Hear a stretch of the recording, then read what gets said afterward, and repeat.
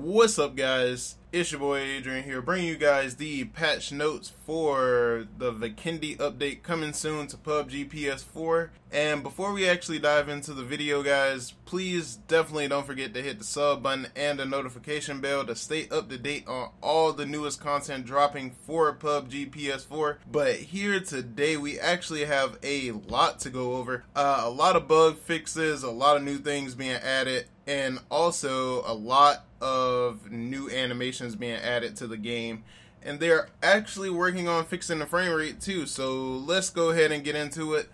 If most of you guys didn't know, the update actually launches this Tuesday, which is January 22nd, and they're actually going to be getting it out pretty early.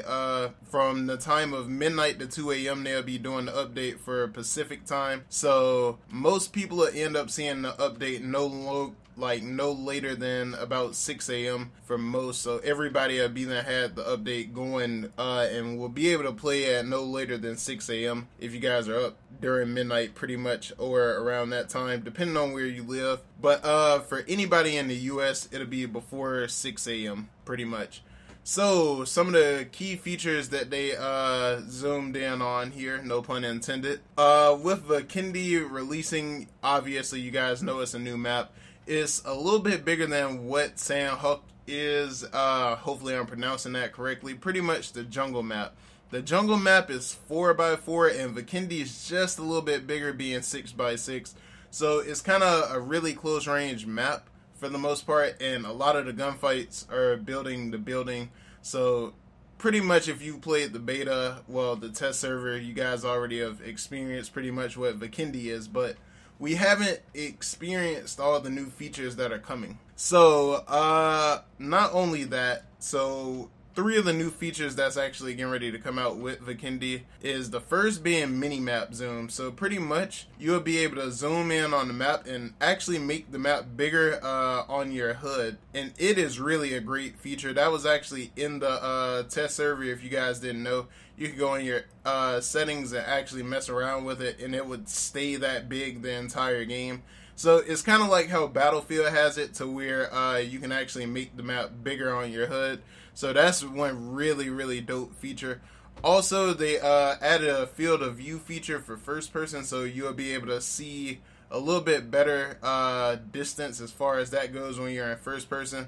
It won't just all be cluttered on your screen. You can actually have it spread out like on PC. So that's really a dope feature. And also they'll be fixing the player order between the lobbies. So that'll be one of the key fixes and features that they're actually adding to the game. But as far as the gameplay goes, like I was saying, I already explained the gameplay to Vikendi. Also, the red zone, the center of the red zone spawns outside of the play zone now, and the smaller the play zone, the smaller the red zone will become. So that's actually a great feature, because as of right now, it doesn't matter what size the circle is. Like, the red zone is naturally just going to be huge, and you know, it's a hassle getting across. They are also making it to where the first circle of every game is much smaller than other maps, but subsequent circle sizes change less drastically. Pretty much because this map is a 6x6, they're trying to have it to where the play zone is a little bit different from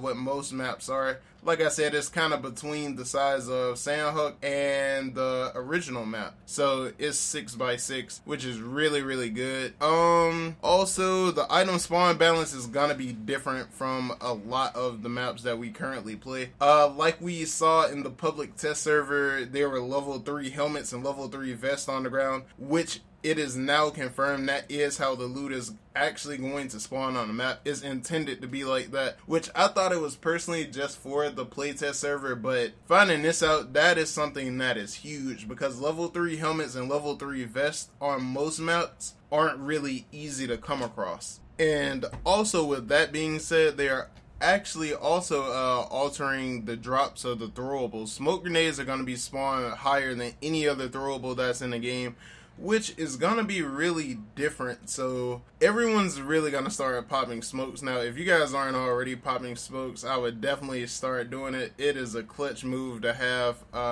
and especially with smokes being, you know, the top thing being found as far as throwables going, in Vikendi, I can definitely see them having a huge effect on this map. But right along with that, we have the Vikendi Pass also coming right along with this update. And the duration of the pass is going to be 10 weeks long. And as you play through the 10 weeks, you will get different challenges to complete as you go on. It's two different types of passes. You just have your Survivor Pass, which is free to everyone, which by completing that, you will get coupons and then, you know, different small rewards. You won't get as much as what you get from the Premium Pass. The Premium Pass is $9.99. Pretty much with that, you will have different missions from what you would with just the Survivor Pass. Pretty much, you will be getting a lot more bang for your buck. You will have different challenges. You will have 5 different types of challenges, actually. You will have daily missions, weekly missions, Premium Pass missions, beginner missions, and also challenge missions, which is a huge change to the game. I definitely think it's going to make us grind a lot more as far as this game goes now. I mean, I know a lot of people grind the challenges now just for the daily BP and stuff like that.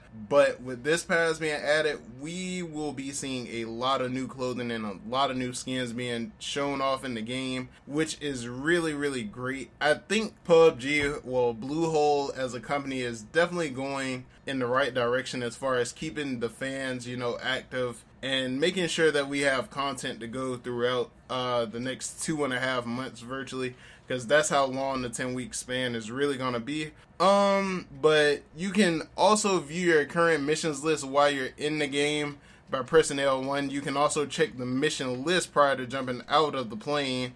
But once you jump out of the plane, you will no longer be able to check your missions list.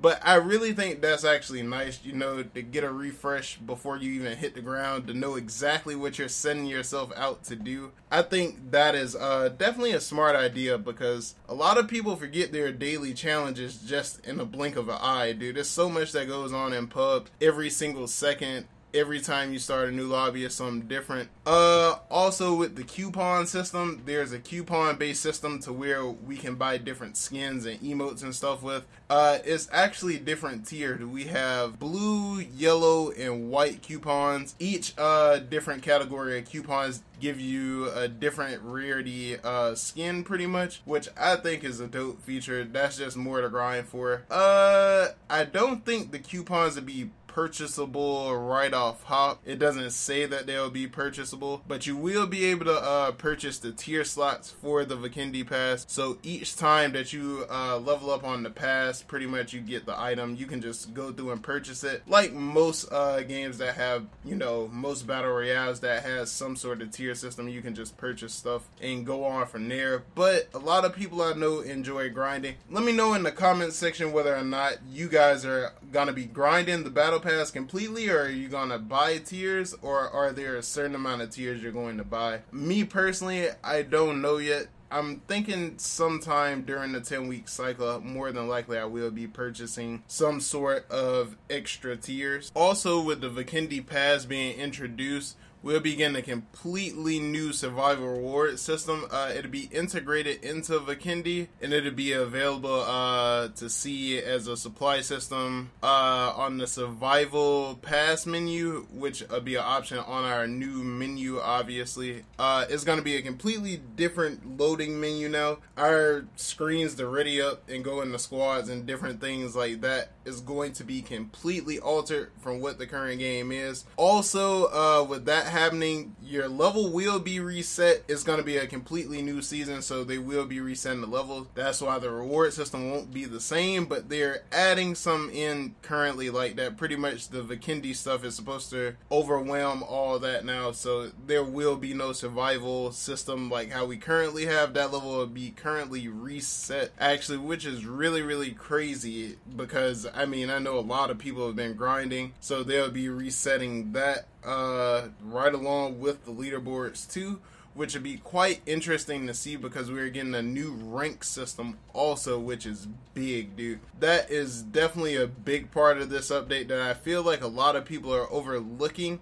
It's their survival title system, as you guys can see on screen. It's different tiers to it. We have beginner, novice, experienced, and it just goes up from there. And it is just ridiculous. But once you go up a rank, pretty much you can't go back down a rank unless you're in the survivor category. Pretty much the survivor category is the top 100 players, so you can, you know, go up and drop from there on the leaderboards, and it'll honestly show, which I feel like is something nice for the people that actually grind it to be within the top 100 on the leaderboards, because not a lot of people have a lot of time to do that. And I know a lot of people haven't really been grinding the leaderboards. They didn't really feel an urge to, but I definitely feel like this will make a lot more people want to play. Also, with the introduction of Vikendi, we're getting a new weapon. We're getting two new weapons actually. The Scorpion, which is a secondary. It will be featured on all the maps, including Vikendi and everything else that's in the game. And I want to say the maps that'll be added in the future, unless they add in more secondary weapons. But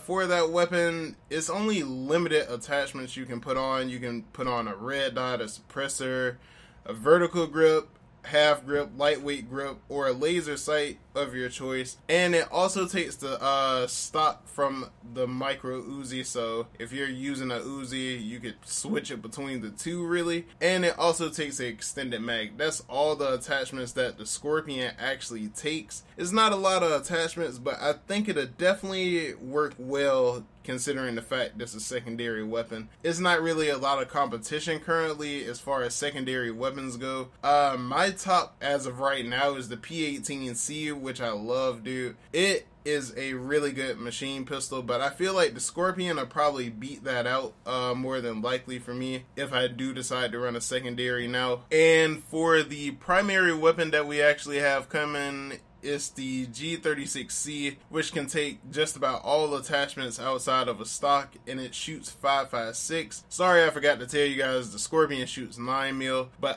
the G3, it shoots 5.56, so it's replacing the spot of the Scar on this map. So if you guys enjoyed the Scar L, it won't be included on this map because they switched it out for the G36C, which is quite an interesting thing to do. I didn't think they would, you know, switch a weapon out, but I'm kind of happy they did because it adds variety to the game, and it will definitely make this map run different, you know, depending on what weapons are featured on the map. Also, for vehicles, we have a snowmobile coming to Vikendi. It's exclusive to Vikendi. It's only a 2-seater, but the way it's controlled is completely different from what most vehicles are controlled in this game currently, dude. It's definitely something to get used to when you're using. I thoroughly enjoyed the snowmobiles when I was playing Vikendi on the public test server, which I really thought was interesting. And we have region renewal now, so if you're playing with people from a different region, let's say you queue up and you want to run with someone from a different country or from the EU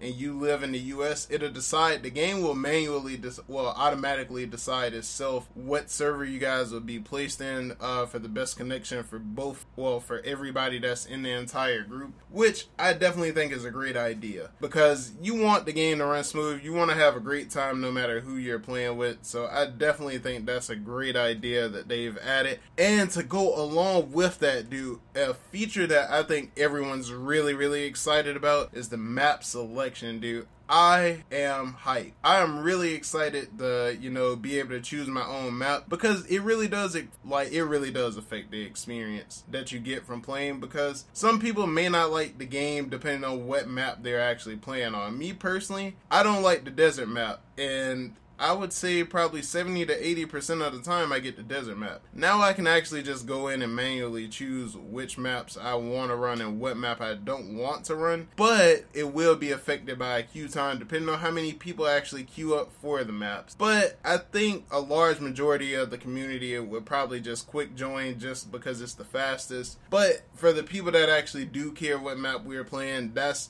a huge feature for this update. Now for the actual gameplay section of things, we have quite a few things actually getting ready to change here, and it's crazy thinking about it because I was just saying the P18C was my favorite secondary weapon, they're actually getting ready to decrease the recoil on the P18C, which is something that is huge in my own personal opinion. Also, they're going to be adjusting the M16A4. It's going to be a little bit slower on the firing rate for single fire because they want to increase the speed of burst fire when it's in, obviously, burst mode. So those are two of the big things as far as gameplay goes, as far as weapons. But we also have some other things coming, such as auto reload option. So pretty much when enabled, when you reload weapons automatically, when you try to fire magazines, like let's say for instance you go to shoot at someone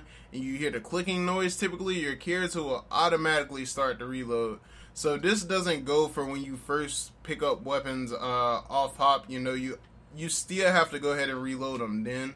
But after that, once you're actually into the gameplay side of things and you're actually shooting at people, your character will automatically reload when you run out of bullets. Also, the maximum number of forward running sensitivity has been changed from 50 to 100. Gives a little bit higher of a sensitivity now. So if you do mess with that option, you definitely need to go in and adjust and see where you need to move your sensitivity to now. I know a lot of people don't change that, but that is something that is still huge to the game. Also, the maximum value would stay the same. So if your forward running sensitivity was 10, it would change to 20. So it'll naturally go up, so you don't really have to go and adjust it. But if you want to test stuff out, you can definitely feel free to go and mess around with that. And that's pretty much it as far as the gameplay side of things. Also, they improved the sound settings. That's something I forgot to mention. They improved the sound settings, so now you can actually go through and select master volume, the sound effects volume, and also the UI volume and the music volume from when you in the actual menus. But I definitely think that's something huge as far as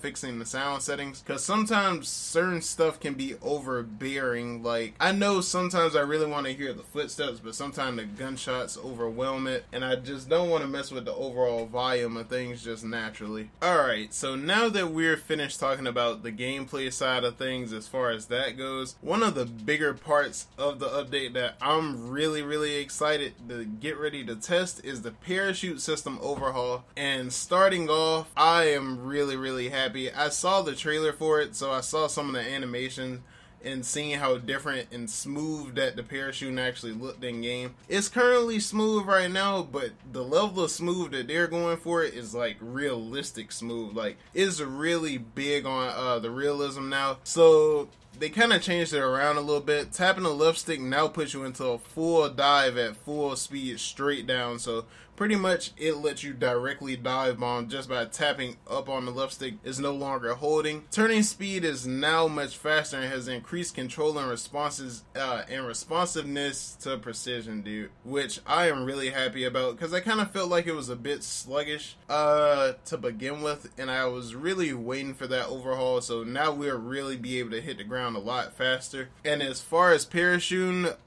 they've added new free fall animations and increased overall control and responsiveness. Tapping the left stick helps you drop faster and land quicker. Pulling the left stick backwards lets you glide when you have, well, when we want to travel longer distances, which I feel like is something huge for getting across the map, especially on some of the bigger maps like the desert map. I know it is a hassle getting around like that. What a lot of people do now is pull their parachutes early to try and like just glide on over, but this will speed up that process and it'll be a lot more accurate as far as where you want to land. You can also now cut your parachute anytime before hitting the ground, which is like really good. When you're relatively close to the ground, you can just press circle, cut your parachute, and it's going to put you into a different type of animation than what we're accustomed to. So instead of just hitting the ground like Thanos, actually get a rolling animation. And depending on how far you do it from, the longer the animation will last, and the longer you'll pretty much not be able to have control of your character. That's still equivalent to like when you hit the ground like Thanos and you can't move for that split few seconds, but instead it's more realistic because it's a roll instead of, you know, you just hitting the ground, which is really good to me. I really like that, and I feel like that's going to be something major as far as getting to the ground and getting guns early.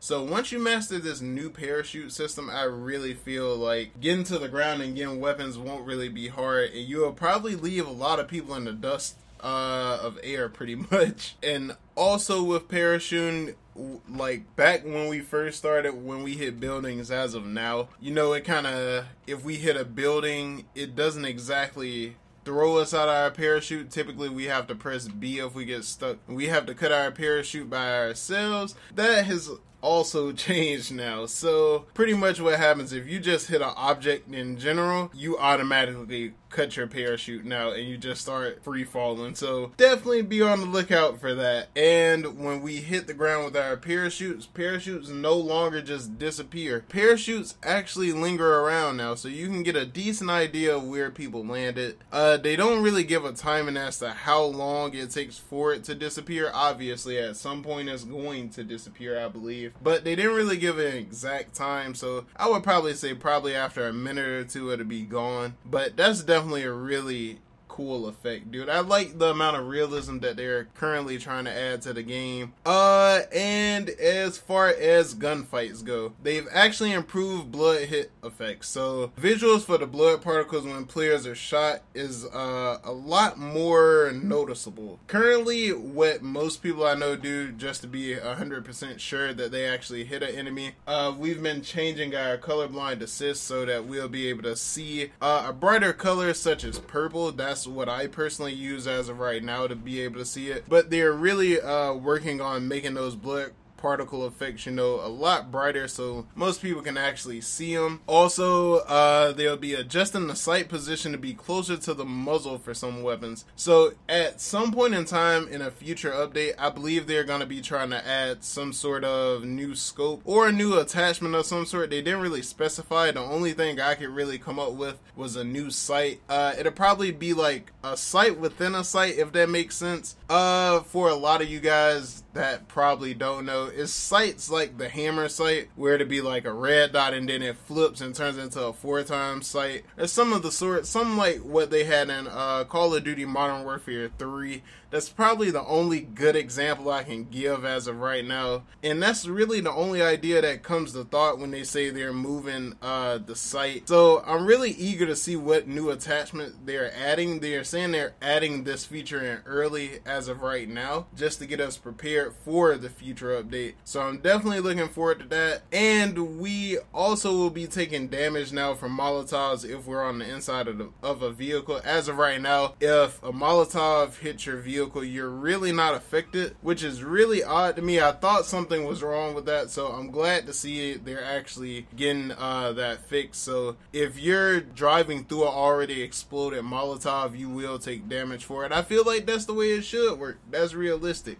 Like I said, the realism that they're adding with this game is like, it's really great, dude. I really feel like they're taking a step in a positive direction and making the game better and smoother, and also helping the frame rate with some of the stuff that they're doing. And since we're just talking about performance, let's hop into the performance details and what they're actually trying to fix. So as of right now, they improved the performance by optimizing the creation of character materials, also improved the performance by mitigating the issue causing thin objects to flicker, optimized particles in rainy weather, which I'm happy they did that, dude. So now the rain is gonna look a lot realer, and I just think it's a dope effect, because I always like rain in games, dude. And I felt like they did it with the jungle map. I thought it looked pretty well, but I didn't think it really looked as good as what it should have. But I'm happy they're adjusting that now. Also adjusted the parachute and character sync rate depending on the distance to improve server performance. Dude, thank you. They are really looking out. They're really trying to make the game a lot better than what it needs to be. But, you know,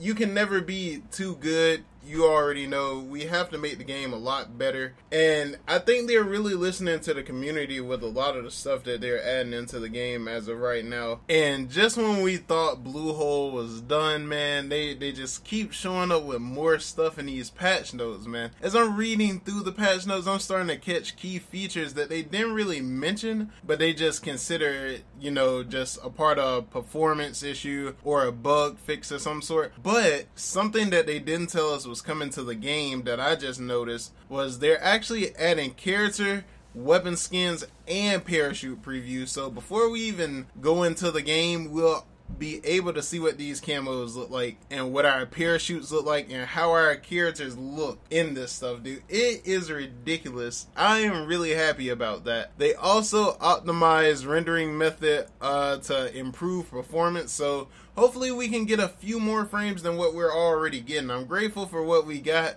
but we definitely need a lot more frames, and I'm happy to see they're actually taking time out their data, you know, just do the smaller things to try and get our frame rate up and make the game look better overall. And they also optimize object creation to improve CPU performance. Dude, that's just the light side of it, dude. We have millions of bug fixes. It's not really millions, but just sitting here looking through stuff, there are quite a few bug fixes. There are probably like 50 to 60 bug fixes, but I'm just gonna go through and narrow the stuff that I know a lot of people are looking into, and here they are. So starting off with the first one is fix the issue where a down player's player model would sometime appear through the wall. I've actually had that happen to me quite a few times, where like my teammate's body can be seen like halfway out the building, like his legs or something would be sticking completely out the building, which is like really crazy to me. Like, I was mind blown the first time I seen that. Also fix the issue where characters would look like they were sliding while standing up if they took out a weapon and stood up at the same time. I've definitely had that happen numerous times on stream while me, Fubar, pretty much anybody that runs with me, I'm pretty much had that happen quite a few times. That's become like somewhat of a common thing now. I'm happy they're actually fixing that. They also fixed the issue where characters would look headless when using heals and boosts while in prone or in a vehicle in first person perspective. I'm happy they actually fixed that before it just completely released. And that's about it. But if you guys want to check out the entire bug fix, the entire update for yourself, for your own personal knowledge and to read, you guys definitely can. I'll leave a link to it in the description of this video. But if you guys enjoyed the video and found it helpful, definitely be sure to drop a like, comment, and subscribe, and I appreciate it, guys. I catch you guys in the next video. Peace.